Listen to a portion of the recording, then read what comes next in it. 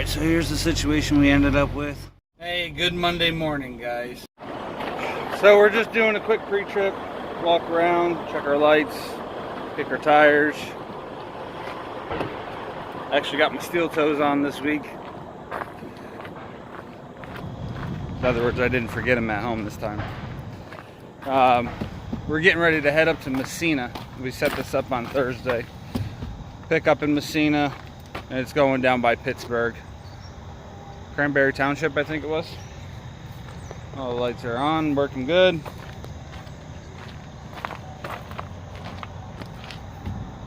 Tires are feeling good.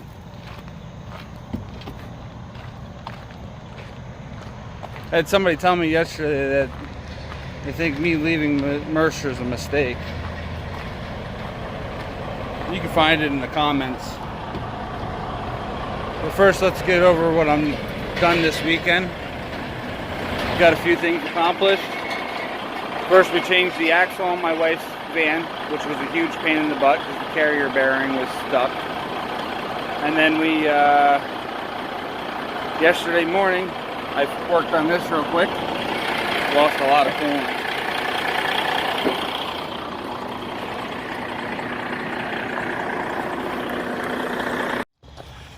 Alright, so here's what we did.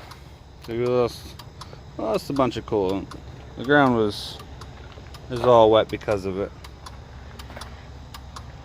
But wasn't much, maybe a gallon.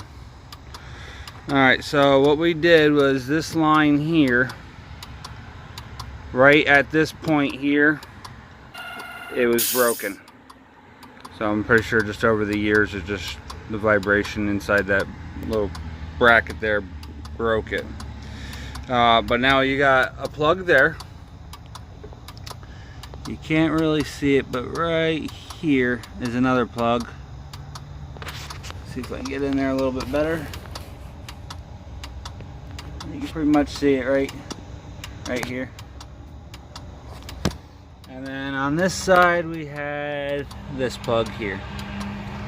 And that all connects together. It's all one piece. It's not separate pieces. I mean, it shows that it splits here, but it's all one piece. It comes just like that. So, the coolant doesn't stop coming when you unplug them, whether the truck's on or off. I'm sure if it was on, it probably would have been pressurized. But with it off, it was just flowing right out of the head, or wherever it comes from. I ended up, the middle one was still plugged in. The bottom one I had unplugged, and the top one I had unplugged. I was trying to get all three of them on at the same time, and I ended up where I was holding the top one plugged with my finger and the bottom one plugged with the finger, and I ended up having my son climb up on top of the motor, have him hold this one so I could hold the bottom one while I released. Let me show you. You can't really tell. I mean, you can kind of tell there. Let's see. There's a little, right on top, there's a little metal pin, clip. Little metal clip. And I had to push the screwdriver into it and lift up so that it could release. I had all of them released, but when I went to go push the bottom one on, the pin had pushed in. I think I smacked it on the rail or something down there. I pushed it in. So I had to get my finger down there. So that's why my son had to plug the top one. I had to get my finger on the bottom one and open the thing at the same time, so I wasn't losing so much coolant. I lost quite a bit. I think it was only a gallon, but it might have been a little bit more than that. Well, we're looking pretty good right now. We are at just above cold minimum, so I got to pick up another gallon today. I dumped 4 gallons in it yesterday, but that's not what was on the ground. I was already missing at least 2 to 3 gallons. I've been running low on coolant just because I knew I needed to get that fixed. So as long as the motor stayed cool, I left it as it was.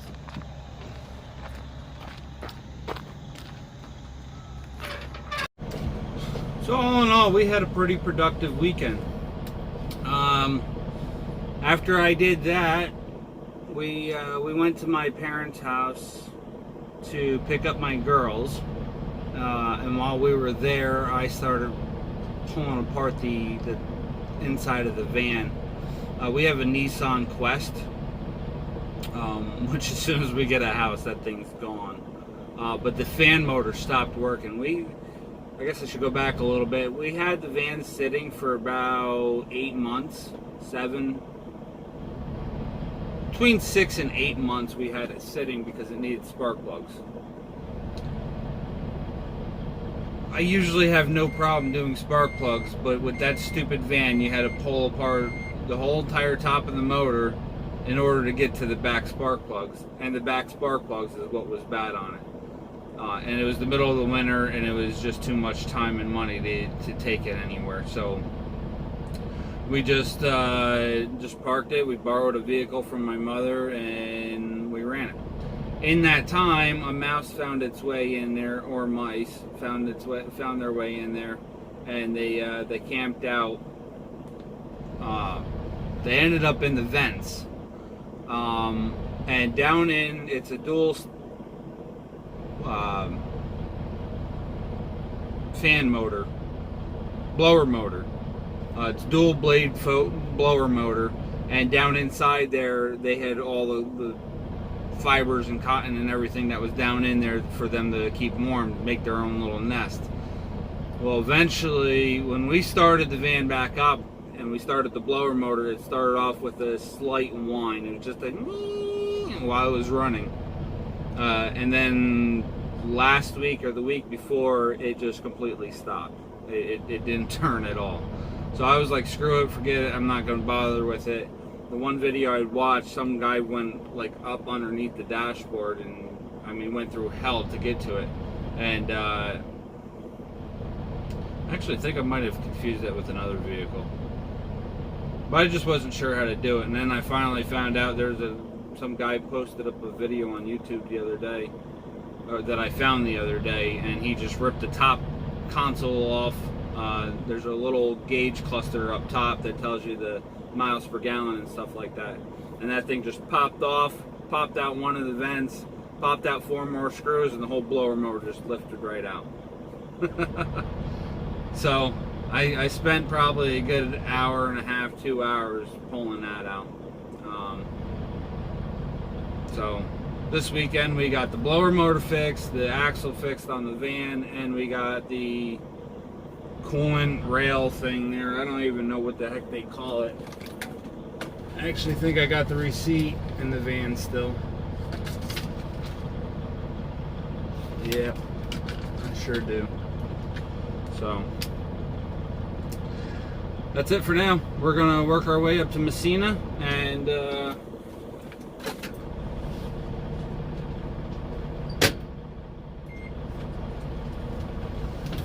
we'll get up to Messina and get our load picked up and start heading down to Pittsburgh.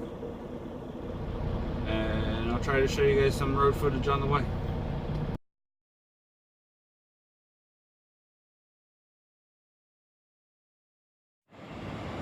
Alright, here we go.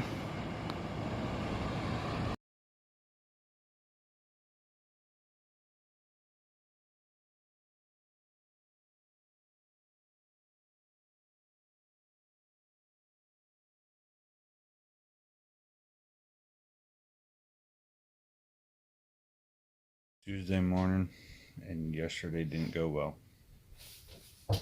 Alright, so here's the situation we ended up with.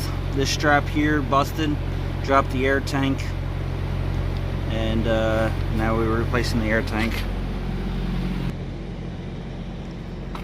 Here's the old one.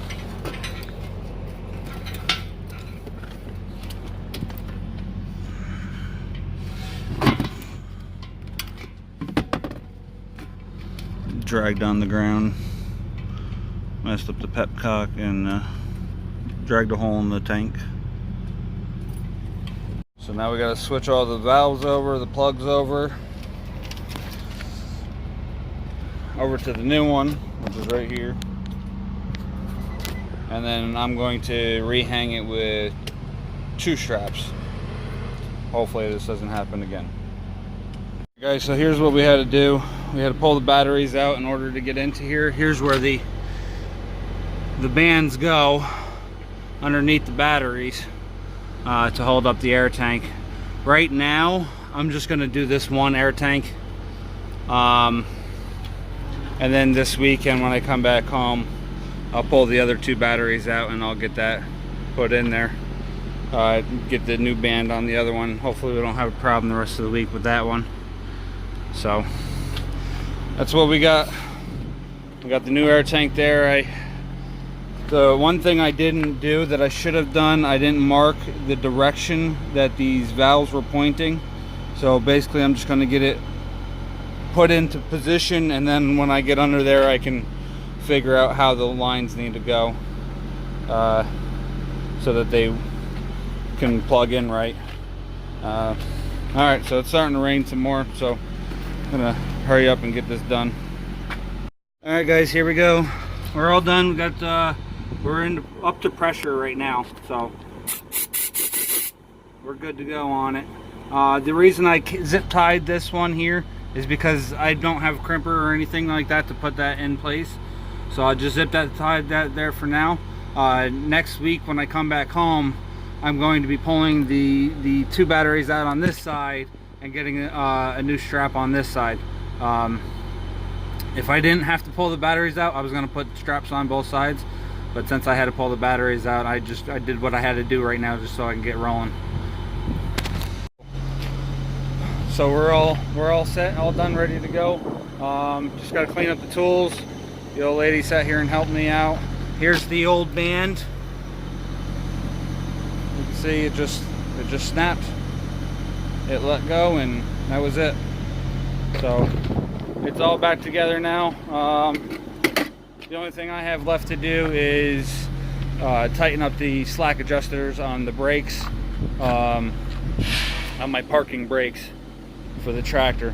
So I'll pull up to some dry space so I can get that done, and then we're out of here. And get this load delivered tomorrow morning. Alright, so let's go over this real quick. Yesterday after we broke down, I was heading 81 southbound, and I looked down and I noticed my air levels starting to drop extremely fast. Of course, I was right at a guardrail, so I had to push it as far as I could because I needed it. I needed all the shoulder I could get to get off the highway, and I got there right at the end of the guardrail, and I got the tires. My drive side tires were sitting right on the white line.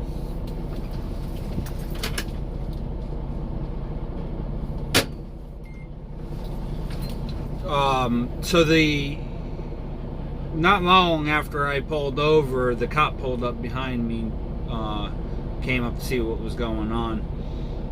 At that point, I already had my steps off, and I was getting underneath trying to figure out what was going on. Noticed, or no, before he even got there, I noticed that the air tank was hanging,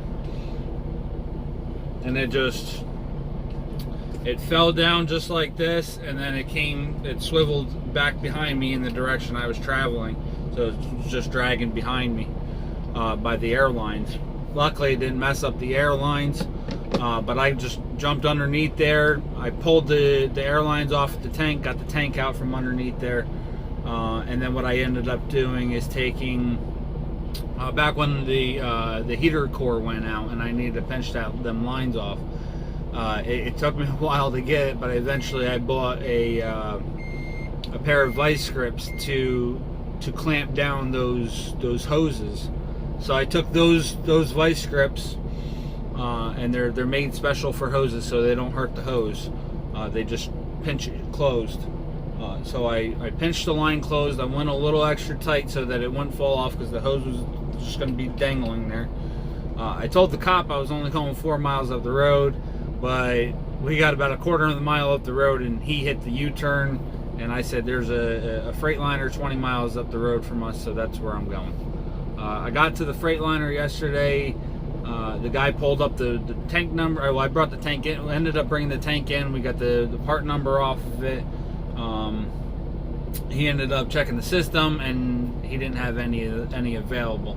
But he printed me out the papers showing me what the numbers and stuff were that I needed. Then from there, I drove another 33 miles to where I'm at, which is Parrish, New York, Route 104 off of 80, intersection of 104 and 81. There's I was parking here for a little while when they were redoing the parking lot at the truck stop I park at. But I got it here, had the wife meet me here. From here, we drove straight down to Freightliner in Syracuse. They don't close the parts until 11 o'clock. So we got there about 6:30 and got what I needed. I needed the tank, a strap, which I bought. I needed the tank, the drain valve, because when it dragged down behind the truck there, it grinded off a flat surface in the tank, which created a big hole, and then it grinded off, which must have been dragging for a little while, for it to drag a hole in it like that. And as soon as it knocked that hole in there, that's when I lost all my air pressure. But it also grinded off about half of the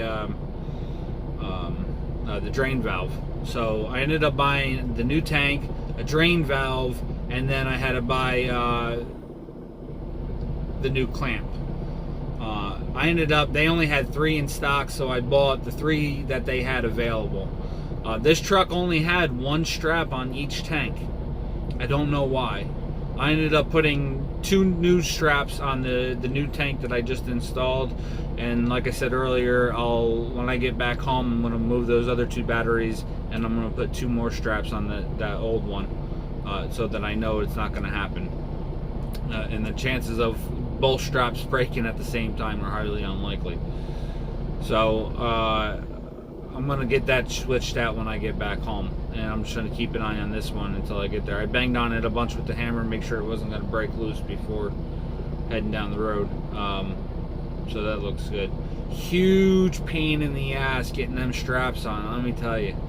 I ended up taking the 1 strap, it's got like it's kind of like a spacer that you put in front of, kind of like a washer type deal. It's got a spacer, and then you put the nut on. I ended up putting the nut on, sunk it down a little bit, got the other one in position so I could get the spacer and the nut on there. Got that sunk down, then I took off the other one so I can get that spacer put in there. And it ended up working out pretty good, but I mean, it was a huge pain in the ass.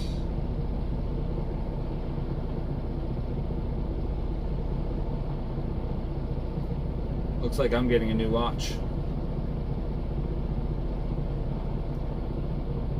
I don't know if you guys can see that. It's lit up. It's blank.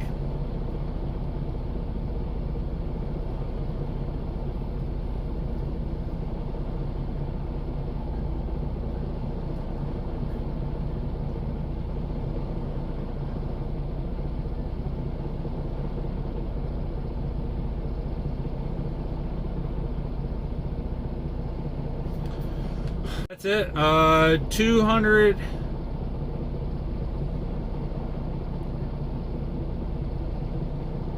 Nope, I forgot.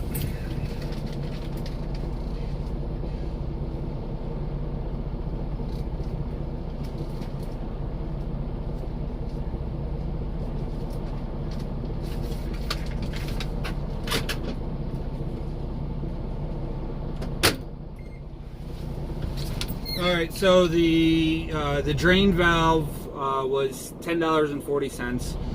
The clamps were $27.74 a piece, which I got 3. That's $83.22. And then the tank by itself was $259.62. Luckily, nothing happened to them valves. Otherwise, I would have had to replace all of those too. So I was able to, this morning, took them all off. I put new Teflon tape on there, plumber's tape. And then put them on the new tank. So all those were fine. We ended up spending a total of $381.50. Not what I wanted to do yesterday.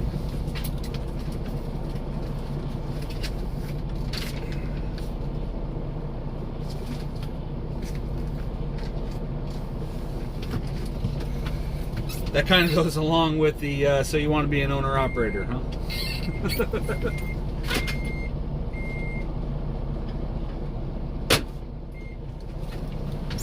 Yeah, not very fun. So it is what it is. We got her done.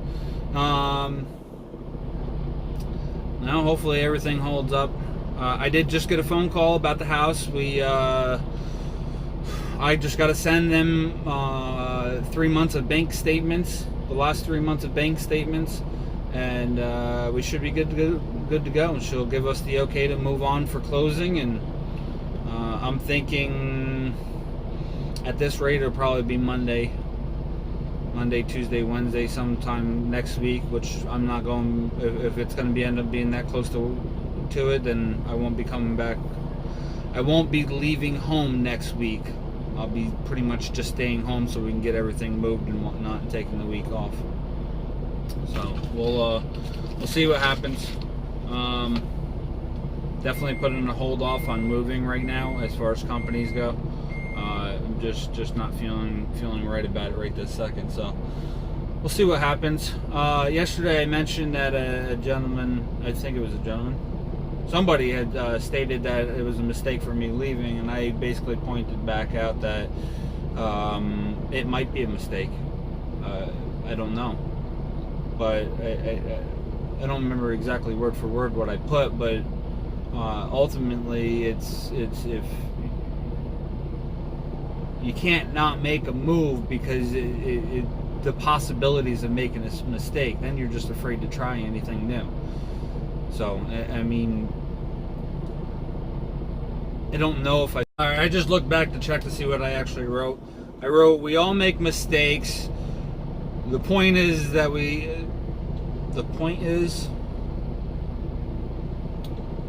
we all make mistakes.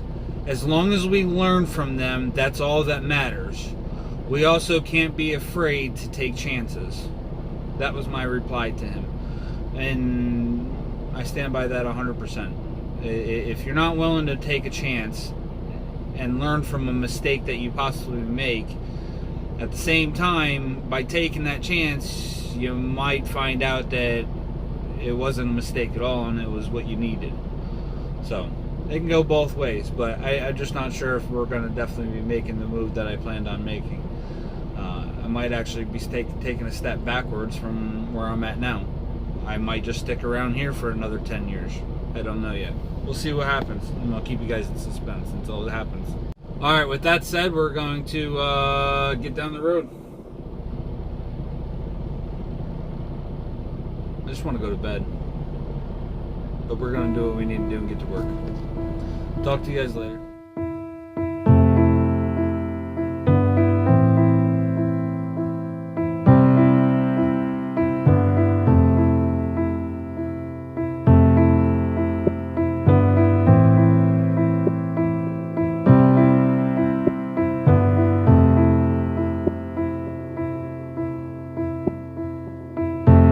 We're lying there on the bed above the sheets. No one's saying a word, but I can feel your heartbeat. I stare into your eyes and you into mine, lying perfectly still, like we are frozen in time. I don't want this to be over, don't want the morning to come.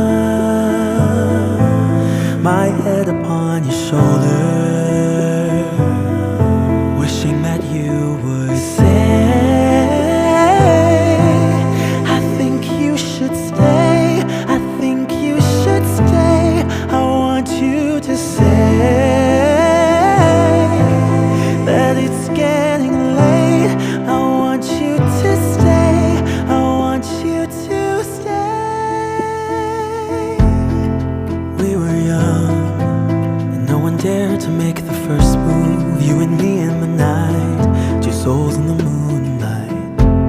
I stare into your eyes and you into mine, lying perfectly still, like we have frozen time.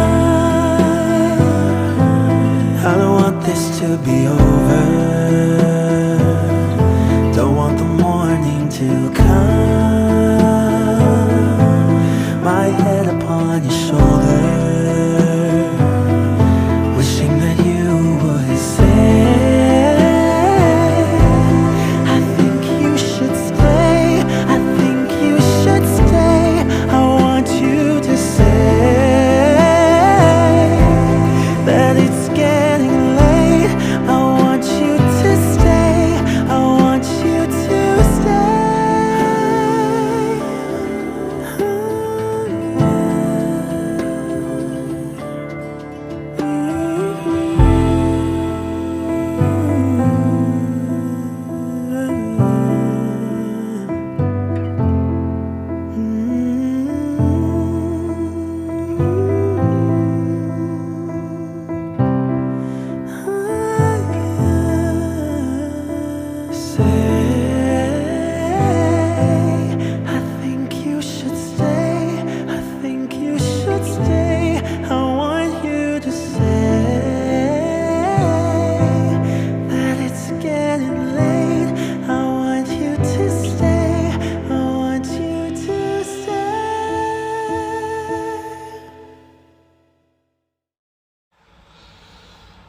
I really can't make this shit up. He said they were here yesterday. So if that air tank made it all the way down here, we would have been hurting. I guess everything happens for a reason, right?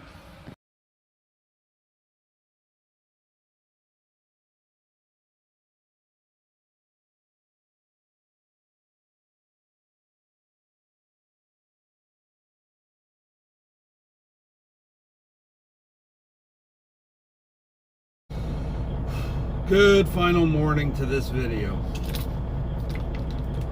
Today's Wednesday. Yeah, today's Wednesday. We made it here last night to Butler, Pennsylvania, to the pilot. Basically got here, went in, took a shower, came out, had something to eat, and went to sleep.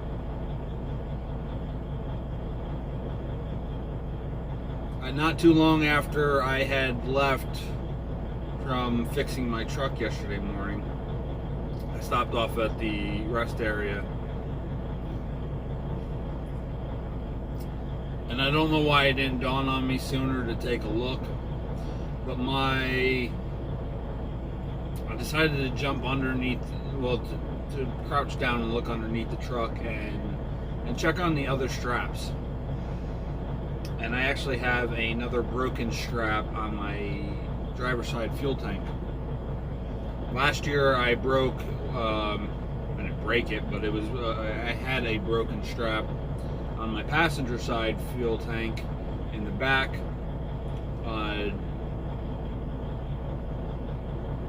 Several months before that, I had the front strap broke in the front on the passenger side. But that's when my transmission was done. Not my transmission, my clutch. When my clutch was changed out, they changed out that strap at the same time. Then it was a few months later that I changed the back one, and now I have the back one is broken on the driver's side. And the front one on the driver's side is pretty rusted, so when I get home this weekend, I'm putting on 2 new straps on the other air tank, and I'm going to put 2 new straps on the fuel tank.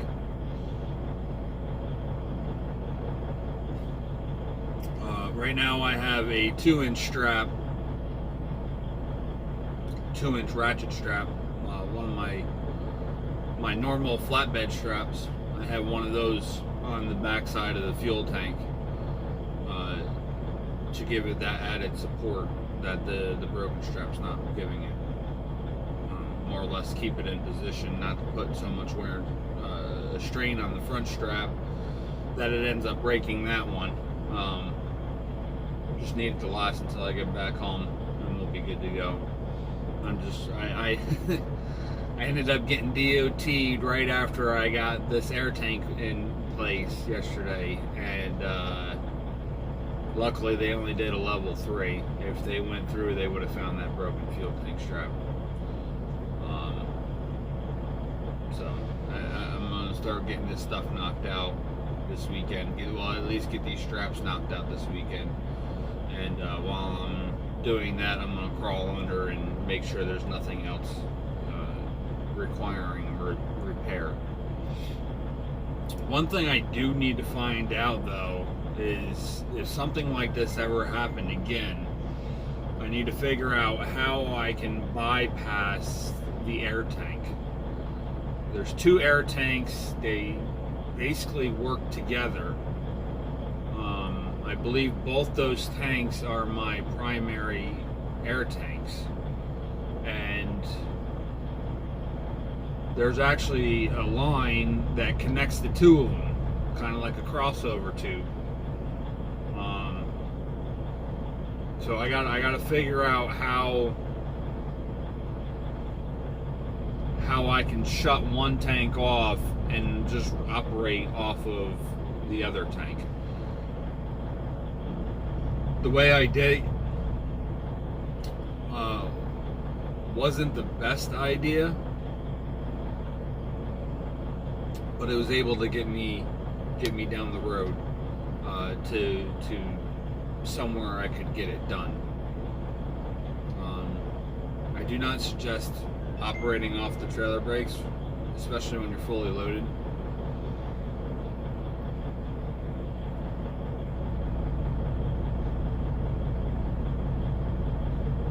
But in my defense, I wasn't doing any back roads or anything like that. I was just doing highway. So I was able to set the cruise control, stay at a nice safe speed, which I ran at 55 miles an hour down the highway, and then basically I downshifted all the way down the ramp, got it down to almost nothing, and then lightly held the brakes until the trailer activated, and then brought me to basically used it just to bring me to a stop. I used the engine brake and the transmission to bring me down to like 5 miles an hour, and then the trailer brakes just to bring me to a stop. I barely used the brakes to do what I had to do, but it was enough to get me down the road. But to be able to just cut that air tank off would be much better. Alright, anyway, with that said, we're gonna head down here, get this load, or we'll get this load delivered, and then we got a new load that we'll start a new video for. Picking up here in, well, not far from here, West Virginia, going over to Central PA. So, see you in a few. So I guess I'll go ahead and finish this video up real quick. Unfortunately, what I was told for when I picked up this load, that the load delivered between 7 a.m. and 1 p.m. in the afternoon. My bills say that the receiving is from 6 to 6. When I read that, I thought it was saying from 6 a.m. to 6 p.m. I was wrong. After I got here, I realized, or it was pointed out to me, that it was 6 p.m. to 6 a.m. So pretty much I've been sitting here since 8 o'clock this morning waiting to unload. 6 p.m. tonight. So the thing that really pisses me off about it, if I had realized this, I had 5 hours left when I got here last night, 20 miles away. I could have came down here, made my delivery, and been done. Picking up my next load now. So, it is what it is. Shit happens. So I'm gonna end it here. Gonna get this done. It shouldn't be long to unload. and then this video will be up tomorrow. Maybe I'll show a quick shot of them unloading it tonight. We'll see how the lighting goes, and you'll find out in a second. So either way, we'll see you tomorrow. Thanks for watching, guys. Stay safe.